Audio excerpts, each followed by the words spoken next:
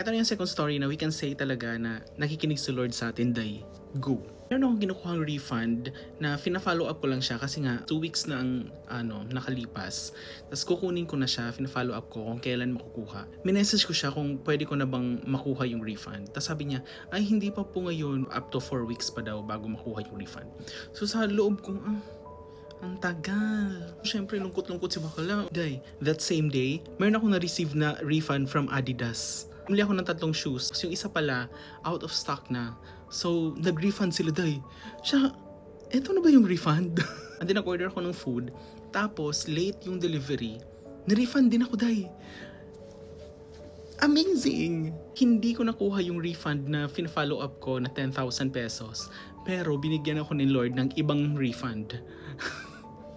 As in, amazing lang talaga. Try nyong isipin yung mga nangyayari sa inyo buong araw. Merong dyan, daily miracle ni Lord. As in, sabi ko sa inyo.